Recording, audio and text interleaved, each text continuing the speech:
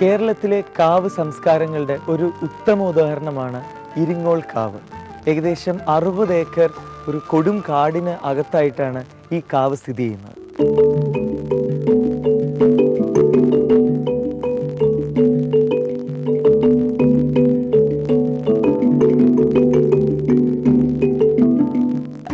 ഈ അമ്പലത്തിൻ്റെ മറ്റൊരു പ്രത്യേകത എന്ന് പറയുന്നത് ഏക പ്രതിഷ്ഠയാണ്. അതായത് ഒരൊറ്റ പ്രതിഷ്ഠ മാത്രമേ ഈ അമ്പലത്തിലുള്ളൂ.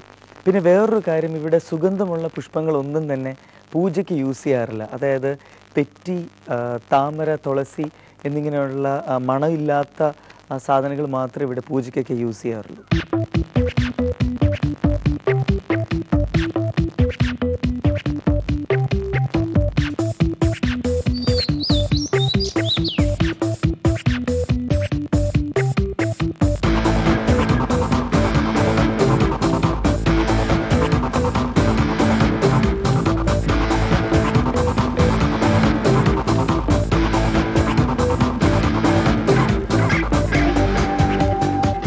പട്ടണത്തിന് നടുക്കുള്ളൊരു കാട്, ആ കാട്ടിനകത്താണ് ഇരിങ്ങോൾ കാവ്. അതേപോലെ ഇവിടെ പലതരം വ്യത്യസ്തമായിട്ടുള്ള ആചാരങ്ങളുമുണ്ട്.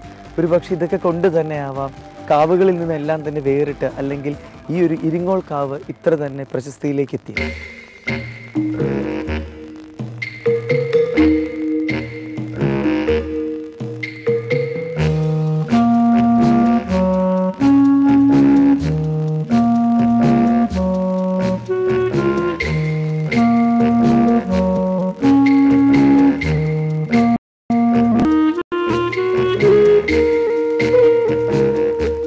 ഒരു ദിവസം ഫുള്ള് സ്പെൻഡ് ചെയ്ത് കഴിഞ്ഞാലും ഈ ഇരിങ്ങോൾ കാവിനോട് ചേർന്ന് കിടക്കുന്ന ഈ കാട് ഒന്ന് ഡീറ്റെയിൽ ആയിട്ട് കണ്ടു കഴിയാൻ പറ്റത്തില്ല.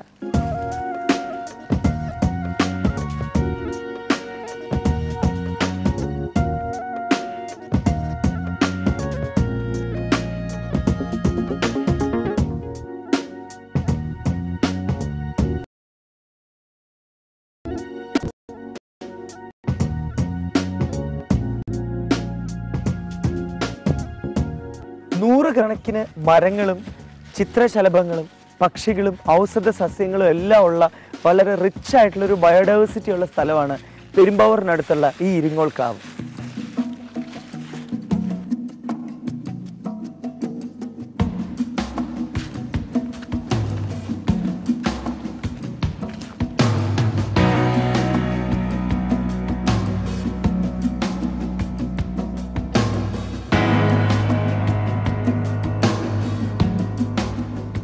പെരുമ്പാവൂരിനടുത്തുള്ള ഈ ഇരിങ്ങോൾ കാവിൽ ഞങ്ങൾ വന്നപ്പോൾ കാണാൻ പറ്റിയത്, നമ്മൾ ഏതൊരു എവർഗ്രീൻ ജംഗിളിലേക്ക് ചെന്നാലും അല്ലെങ്കിൽ ഒരു മോയിസ്റ്റ് ഡെസിഡ്യൂസ് ഒരു ഡിസ്റ്റർബ്ഡ് അല്ലാത്ത സ്ഥലത്തേക്കൊക്കെ ചെന്ന് കഴിഞ്ഞാൽ കാണുന്ന ഒരു ബയോഡൈവേഴ്സിറ്റിയാണ്. കാരണം ഇവിടെ പലതരം റെയർ ആയിട്ടുള്ള ബേർഡ്സിനെ കണ്ടു.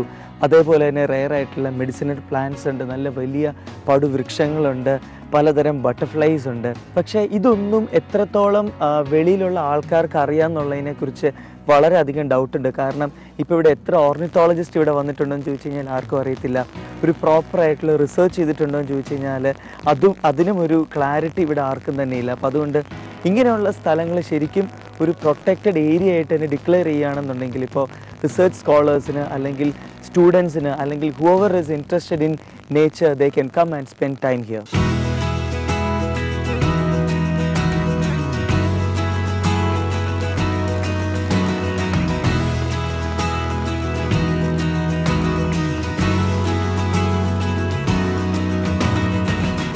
ഇരിങ്ങോൾ കാവിലെ ദേവിയുടെ ഉപദേവതകളായിട്ടാണ് ഇവിടെയുള്ള, അതായത് ഈ കാവിനകത്തുള്ള എല്ലാ മരങ്ങളെയും കൺസിഡർ ചെയ്യുന്നത്. പക്ഷേ ഞങ്ങൾക്കിവിടെ വന്നപ്പോൾ കാണാൻ പറ്റിയെന്ന് പറഞ്ഞാൽ ഇതേപോലുള്ള പ്ലാസ്റ്റിക് കൊണ്ട് ഈ കാട് നിറഞ്ഞിരിക്കുകയാണ്. പ്ലാസ്റ്റിക്സ് ഉണ്ട്, ബോട്ടിൽസ് ഉണ്ട്. പക്ഷേ കാവ് സംരക്ഷിക്കുന്ന പോലെ തന്നെ ഈ കാട് ഇവിടെ സംരക്ഷിക്കാനായിട്ട് ആരും തന്നെ ഇല്ല.